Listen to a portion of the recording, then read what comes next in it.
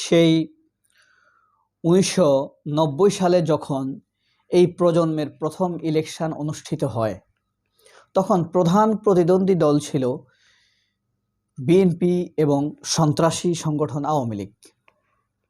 সেই নির্বাচনে আওয়ামী লীগের বিজয়টা প্রায় নিশ্চিত ছিল। তা সত্ত্বেও কি ঘটেল আওয়ামী লীগ বলতেই পারবে না। নির্বাচনের শেষ হওয়ার পর নির্বাচনের প্রার্থীরা, এমপিরা গরুই জবাই করে তারা ফলাফল গণনার জন্য টেলিভিশনের সামনে বসেছিল। সকালে উৎসব করবে, প্রচুর পরিমাণ গরু দিয়ে খানাদানা করে শপথ নেয়ার জন্য তারা সংসদে যাবে। কিন্তু রাত যত গভীর হচ্ছিল, আওয়ামী লীগের পরাজয় ততই স্পষ্ট হয়ে উঠছিল। সেই নির্বাচনে আওয়ামী লীগ মাত্র 68 পার্লামেন্টারি পার্টিসিপেটরি আসন পায়, অর্থাৎ 68 জন তাদের এমপি হয়। জিতে গিয়েছে কে? খালেদা জিয়া। অথচ নির্বাচনের 15 দিন আগ থেকে শেখ হাসিনাকে সবাই প্রধানমন্ত্রীর মতোই সম্মান করতেছিল, যে সে তো ক্ষমতায় আসতেছে, এটা নিশ্চিত। আর খালেদা জিয়া যেখানেই যেত খুবই সাদামাটা 2 জন পুলিশ এরকম। আর শেখ হাসিনার সাথে আর্মি, ডেপ্লয়, এসএসএফ সব কিছুই থাকতো। কিন্তু ক্ষমতা আল্লাহর এক অপরিসীম রহস্য। তিনি শেখ হাসিনাকে ক্ষমতা দেন নাই, দিয়েছেন তখন খালেদা জিয়াকে। খালেদা জিয়া যখন বিজয় অর্জন করলেন, তখন শেখ হাসিনা অভিযোগ তুলেছেন, সাথে সাথে হরতাল দিয়েছেন এবং অভিযোগ তুলেছেন সূক্ষ্ম কারচুপি হয়েছে।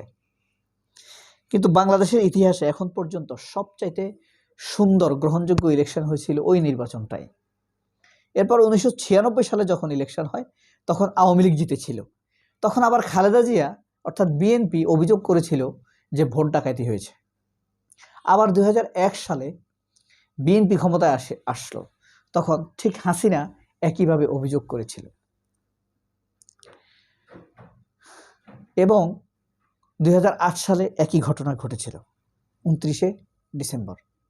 কিন্তু এই যে 2026 সালের 12ই ফেব্রুয়ারি যে ইলেকশনটি হলো, এই ইলেকশনের কারচুপি অতীতের ইলেকশনগুলোর কারচুপি কোনোভাবেই সমানভাবে তুলনীয় নয়।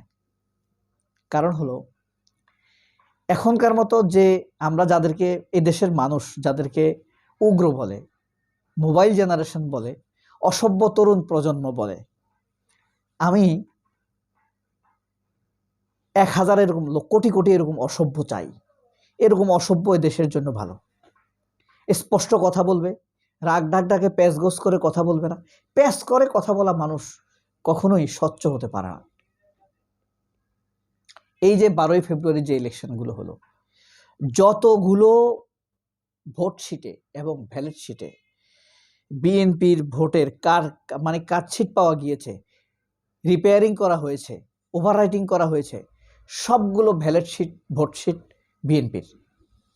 এতই যদি ভুল হয়, তাহলে তো জামায়াতেরও 2-4টা ব্যালট শিটে বা ভোট শিটে ভুল হবার কথা না। কিন্তু জামায়াতের কোনো ব্যালট শিটে ভুল হয় নাই, সব ব্যালট শিট ভুল হইল বিএনপি। ব্যালট শিট ভুলটা কেমন হয়েছে বলেন? 268, 268। এখন কি করলো? 8টাকে সবার আগে নিয়ে এসেছে, 2 সবার পরে নিয়ে গেছে, 268 হয়ে গেল 862।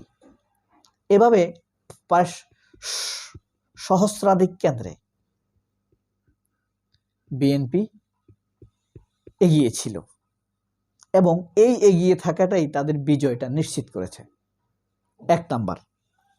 দ্বিতীয়ত হলো, আপনারা খেয়াল করেছেন 8টা 20 মিনিটের পর একযোগে প্রায় 7000 কেন্দ্র, 90টি আসনের ফলাফল বন্ধ হয়ে যায়, স্থগিত হয়ে যায়। প্রায় 1.5 ঘন্টা পর হুটহাট করে রেজাল্ট দেওয়া শুরু হয়ে যায়। যেমন আমাদের ক্যান্টনমেন্ট আসন মানিকদি বা ইসিবি, কালশি, ঢাকা ভিআইপি আসন, তারেক রহমানের সাথে জামায়াতের কম্পিটিটর কে ছিল? একেএম খালিদুজ্জামান। তারেক রহমানের সাথে প্রতিদ্বন্দ্বিতা, তাহলে কেমন হবার কথা? সেখানে তারেক রহমানের চাইতে প্রথম 2 ঘন্টা এগিয়ে ছিল খালিদুজ্জামান, মানে তারেক রহমান পিছিয়ে আছে, হেরে যাচ্ছে। 8টার পরে হঠাৎ করে হুট করে বলে দেওয়া হলো তারেক রহমান জিতে গেছে 3000 ভোটে মাত্র। তো এই যে নাসিরউদ্দিন পাটোয়ারি, নাহিদ ইসলাম, জেএনজি যে জেনারেশন আছে, সাদেক কায়েম, তারা কিন্তু এসব ফাঁস করে দিচ্ছে। নির্বাচনের ভুয়া তথ্য উপাত্ত খবর যে চুরি হয়েছে, অগৌরবজনক লজ্জাজনক ভোটের মাধ্যমে তারা যে নির্বাচনে বিজয়ী হয়েছে তা কিন্তু মানুষের সামনে প্রকাশ করে দিচ্ছে, স্পষ্ট করে দিচ্ছে জেএনজি জেনারেশন। এই কারণে বলছি এরকম 1000 অসভ্য আমার দরকার, লক্ষ লক্ষ অসভ্য দরকার, যারা স্পষ্ট করে দিবে, মানুষের মুখোশকে খুলে দিবে। এইসব তরুণ প্রজন্ম ভাই শেখ হাসিনার মতো দুর্দান্ত প্রতাপশালী, যে বলেছে এই বাংলাদেশ আমার, আমার বাপ এদের স্বাধীন করেছে, যে কথায় কথায় মানুষকে গুম করত, খুন করত, বাংলা সিনেমার অকল্পনীয় কাহিনীর মতো মানুষকে আয়না ঘরে নিয়ে বন্দি করত, সেগুলো সব ফাঁসেই শেখ হাসিনাকে তাড়িয়ে ঝেঁটিয়ে বিদায় করে দিয়েছে শত্রুদের দেশে, ষড়যন্ত্রকারীদের দেশে। তার যদি আল্লাহর ক্ষমতা, এটা দেখেন শেখ হাসিনার হাতের army, police, BSF, BDR, answer, NSI, DGFI, সবগুলো বাহিনী সে তার দলীয় লোকদেরকে বসিয়ে শক্তপোক্ত করে বসেছে। কিন্তু এত কিছু দিয়েও কিন্তু ক্ষমতা রাখা যায় না। আল্লাহর একটা কোরআন শরীফের একটা আয়াত আছে আল ইমরানে, অতুয়েজ্জু মান্তা সাউ অতুজেল্লু মান্তা সাউ, মানে কি, আমি যখন যাকে খুশি ইজ্জত দিব, সম্মান দিব, যখন যার কাছ থেকে খুশি ইজ্জত কেড়ে নিব।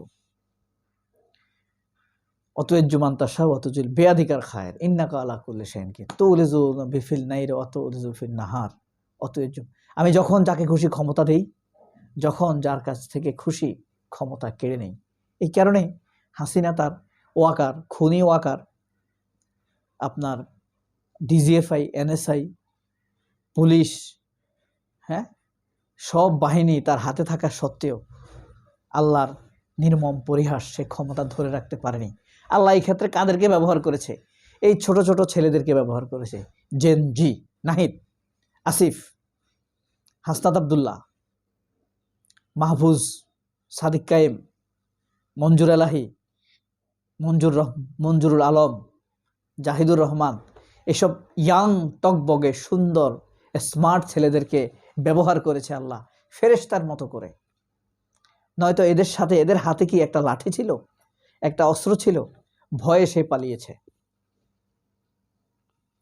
আরো ধীরে ধীরে শেখ হাসিনা সবকিছু তো ফাঁস হয়েছে, সে পালিয়েছে। আরো ধীরে ধীরে বিএনপি যদি সঠিক, বিএনপি আওয়ামী লীগের মতো খারাপ না, তারপরও বিএনপি যদি সে তার সঠিক পথে ফিরে না আসে, সে তছনছ হয়ে যাবে। এটা তো আল্লাহরই ওয়াদা মানুষের সামনে। সীমা লঙ্ঘনকারীকে আল্লাহ পছন্দ করেন না। সবাই অনেক ভালো থাকবেন। আল্লাহ হাফেজ। আসসালামু আলাইকুম।